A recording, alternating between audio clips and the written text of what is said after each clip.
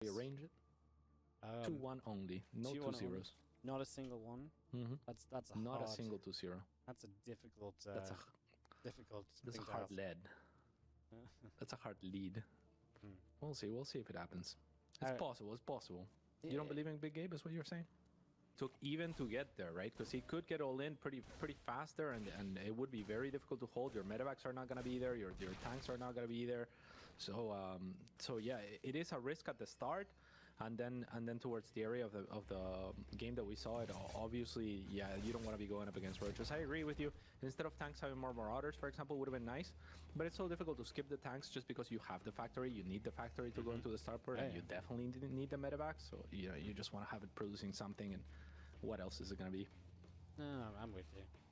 Well, the thing is as well, right? If Hero Marine does this build against a bunch of other players, we're probably like, wow, so crisp, such a cool timing, you know. It's just Serral is so good at dissecting these builds. He's had to play against people who play things differently against him all his career because he's the best. Yeah. And he's just so good at kind of taking things out, maybe a little bit less than ideal, and just saying, right, well, that's how I punish that. And in this case, he did it brilliantly. He really did do it brilliantly, and yeah, that is kind of the thing, right? Like, he's seen it all, basically, and I personally haven't seen much of that at all, what Hero Marine was trying. So maybe he was hoping, you won't react perfectly. Maybe he tried it in practice. His opponents weren't, reacting with perfect roach timings and just droning up until they needed roaches. Because also, don't forget, right? Like, Serral had the perfect read and didn't make units for so very long, and then had that link perimeter, making sure that it's not like a combat shield timings before medevacs or a stim combat shield timing or anything like that. So he was just fully prepared the entire game, and yeah, it looked like it.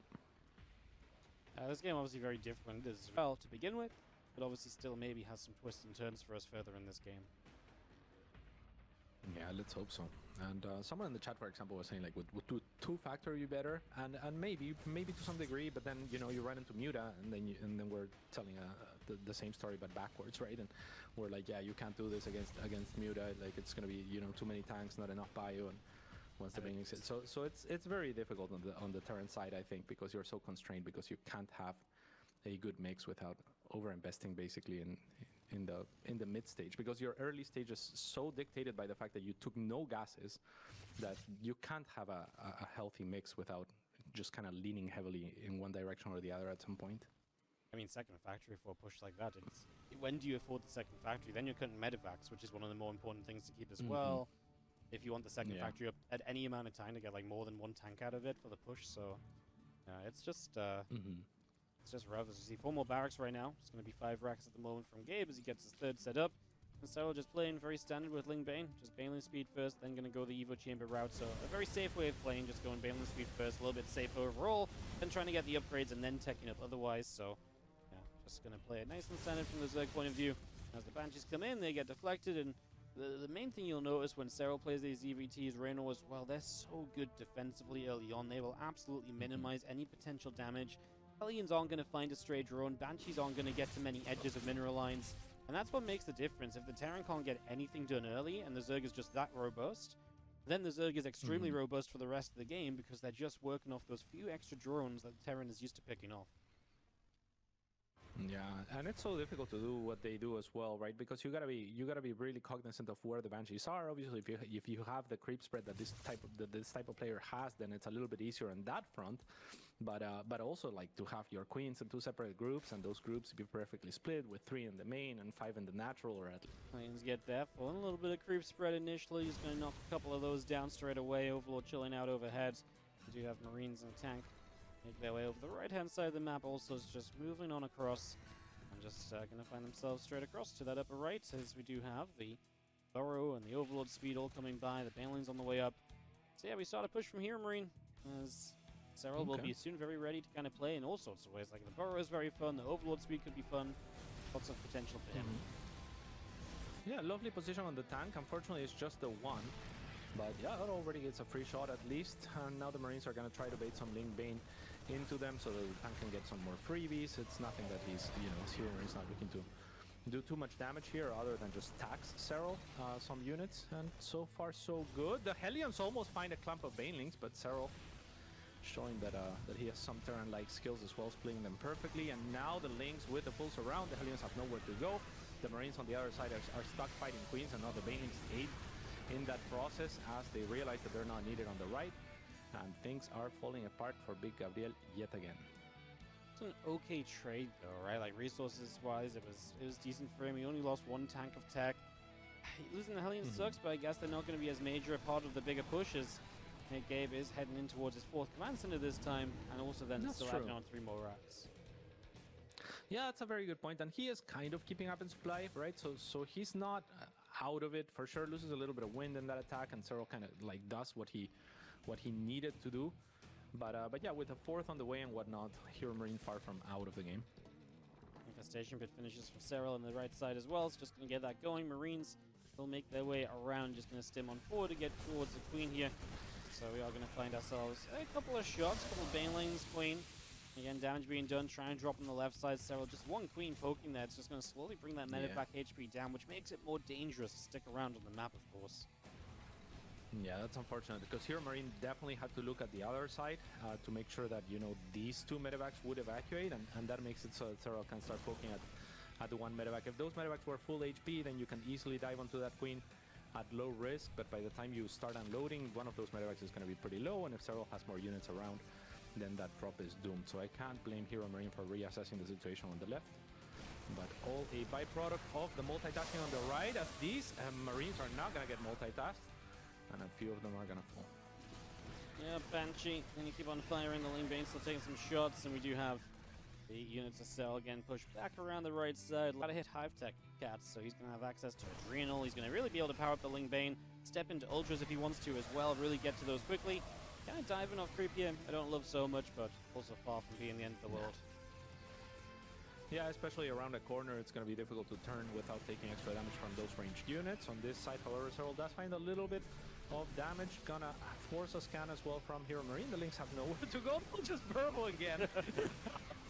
Yeah. I love it. They're not going to make it. Maybe it's less painful if you die in the ground, Cats. Something like that. Yeah, no one gotta... Yeah. Less work as well for your people, right? They don't have to bury you. So considerate, these Zerglings. Yeah, seriously. The most brutal way possible is Vipers and Ultra Cavern is on the way, so we are seeing ourselves the Hive Tech really kicking off from Serral. I think just everything we expected to be.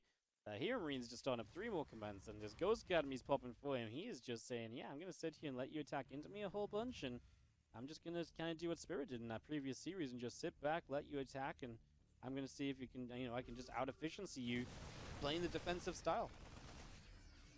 Yeah, he's done a wonderful job as well of defending kind of this high ground, so the creep spread hasn't gone up the ramps, which is not easy to do on this map, right? Because there's this little high grounds that creep doesn't have perfect vision on, so it takes an extra creep tumor or some air vision from the side of Serral, and Hero Marine has done a wonderful job of playing this macro game so far. So let's see if he can continue to do that, as this pocket is tasked with denying the base that Serral now wants to take, but Serral is escorting the drone with a sizable enough army to displace it. Yeah, he's going to make sure that base goes down. If he wants it, he's going to get it. As Hero Marine still has obviously plenty of medevacs and units inside of them to set up and try and drop around with. You have Ling Bane Viper moving around the left side, getting into the center. Some creep spread continues forward. The CC wants to land on that base. As it scans, it will take down that Ling. We will see a Blinding Cloud to start us off here. There's a Widow Miner 2 mixed in. How big is that going to be? It's finally... Okay, actually goes down. Never found a target to lock onto long enough.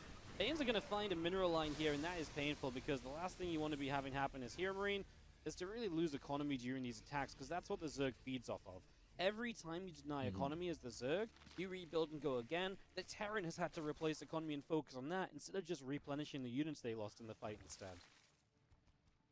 Yeah, absolutely. The Blinding Clouds up to 5 base, and with this high grounds, it's not going to be super easy to breach for Serral. Also, Widow Mines, I really like the addition of in comparison to Spirits late game, for example. I think they would have come in handy against the type of game that Raynor is playing, and Serral is playing a similar game as far as the Ling Bane numbers.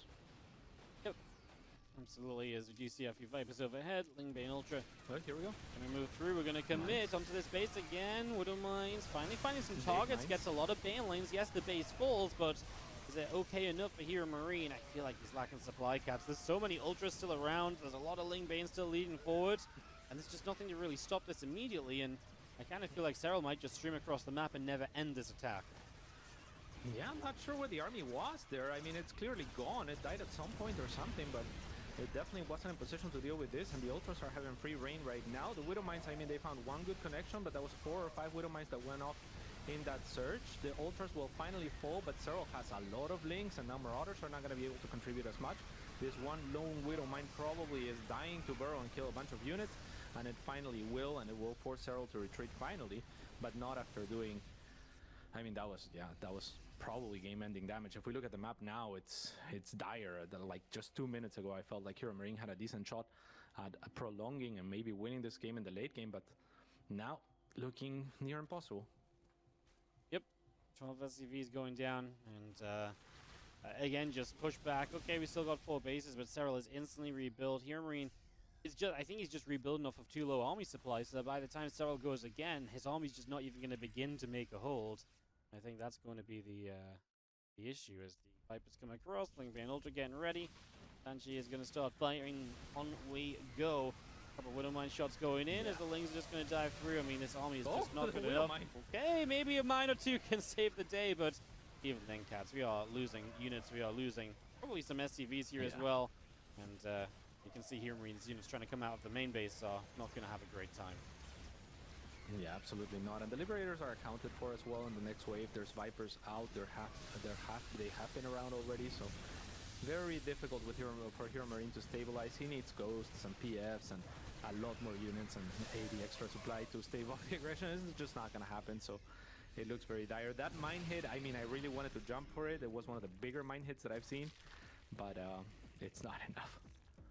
Nope. It's not enough. He needed like 3 of those to like completely shut down a wave without taking any further damage. Yeah. And then maybe you restabilize. You're still gonna have a rough time, but at least then maybe you can sort of hold off a wave here and a wave there. Maybe you retake a base. In this case, Serral is again maxed out, ready to go against a 140 supply Hero Marine who, I mean, there's so many banelings this time around as well. You mentioned the Vipers, they are available, so they can come through. They're gonna parasite bomb the Liberators. That works out. Banelings is gonna crush through the planetary on the left-hand side, and again, it's kind of just a question of when does Hero Marine want to say GG, and that's going to be right now. And Serral takes 2-0